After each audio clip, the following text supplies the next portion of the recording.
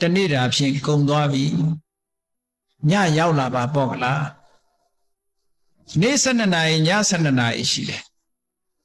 ညရောက်လာတဲ့အချိန်လေးမှာငါမှသေစရာအကြောင်းတရားတွေအများကြီးရှိနေပါလားငါသေနိုင်တဲ့အကြောင်းတရားတွေအများကြီးရှိနေပါလားအဆေးရှိတဲ့တတ္တဝါကြိုက်လို့လည်းသေနိုင်တယ်တီးချီကဖောက်ပြန်လာလို့လည်းသေနိုင်တယ်တလိပ်ကဖောက်ပြန်လာလို့လည်းသေနိုင်တယ်မတော်တဆလဲကျပြီးတော့လည်းသေနိုင်တယ်စားထားတဲ့အစာအာဟာရတွေကအစာမကြေလို့လည်းသေနိုင်တယ်လေဖြတ်ပြီးတော့လည်းသေနိုင်တယ်ဒါဘုရားပြထားတဲ့ဟာပဲခုခေတ်ဆိုဒီတည်းများတယ်လို့ထားသေစရာအကြောင်းတွေဒီတည်းများလောကမှာသေစရာအကြောင်းတွေများစွာပဲည12နာရီအတွင်းမှာဟောဒီအကြောင်းတစ်ခုခုနဲ့သေသွားနိုင်တယ်စဉ်းစားလိုက်ပါသေနိုင်တယ်ဒါဖြင့်သေနိုင်တယ်ပဲစဉ်းစားရမှာလားနောက်ဘာလုပ်အောင်လဲဆိုသေနိုင်တဲ့အန္တရာယ်တွေအများကြီးရှိတယ်မသေးခင်ငါကောင်းတာတွေလုပ်မှာပဲကုသိုလ်ကောင်းမှုတွေလုပ်မယ်မွန်မြတ်တဲ့ကောင်းမြတ်တဲ့စိတ်ကလေးတွေထားမယ်နော်စိတ်ကောင်းနှလုံးကောင်းတွေထားမယ်ငါစိတ်ထဲမှာအကုသိုလ်မဖြစ်အောင်နေမယ်ကုသိုလ်စိတ်တွေဖြစ်အောင်လုပ်မယ်ဒီလိုနှလုံးသွင်းမှာ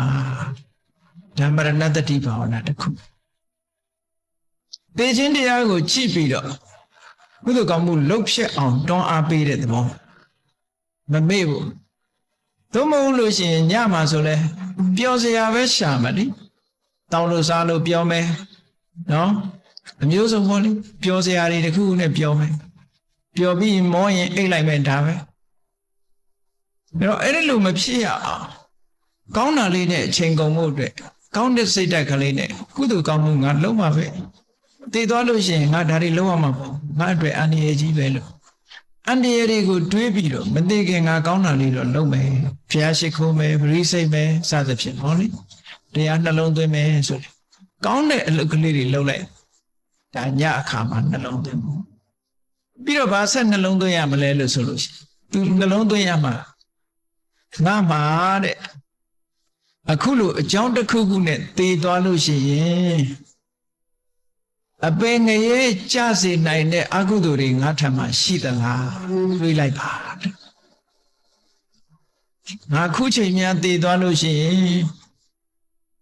စိတ်ဆိုးစိတ်ယုတ်စိတ်ပုတ်တွေကြောင့်အကုသိုလ်ဆိုတာစိတ်ယုတ်စိတ်ဆိုးစိတ်ပုတ်တွေကြီးပဲ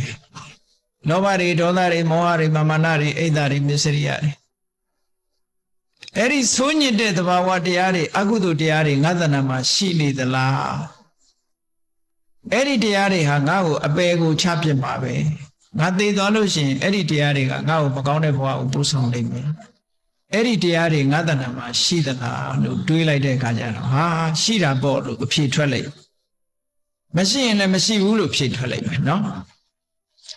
ရှိတာပေါ့လို့အဖြေထွက်ရင်ဘာလုပ်မလဲမြတ်စွာဘုရားမရဏတတိကနေဆက်ပြီးလုပ်ရမယ့်အလုပ်တွေနော်ရှိတာပေါ့လို့ဖြေထွက်လာလို့ရှိရင်ဘာလုပ်လဲတဲ့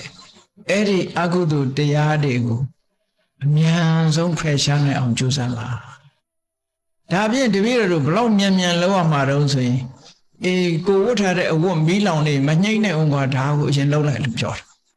ခေါင်းမီးလောင်နေလည်းမညှိမ့်လိုက်နဲ့အောင်ညှိမ့်မနေနဲ့ဟောဒီအကုသိုလ်ပယ်ဖို့ရအရင်ကြိုးစားလိုက်တဲ့မြတ်စွာဘုရားပယ်ခြင်းနဲ့ဆန္ဒပယ်တဲ့လုံးလိုက်တတိတံပစညဒီတရားတွေကိုထူထောင်လိုက်ပါဒီလိုကိုဟောထားတာပဲမြတ်စွာဘုရားအဲ့ဒါတွေအရင်လုံးလိုက်ပါအကယ်၍များအဖြေကငါမှာ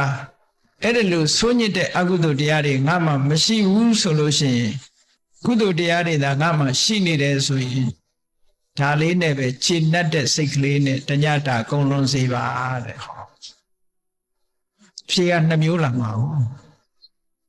ဒါကညဥ်ရံမှာဆင်ញင်နှလုံးသွင်းမှုရတယ်တခု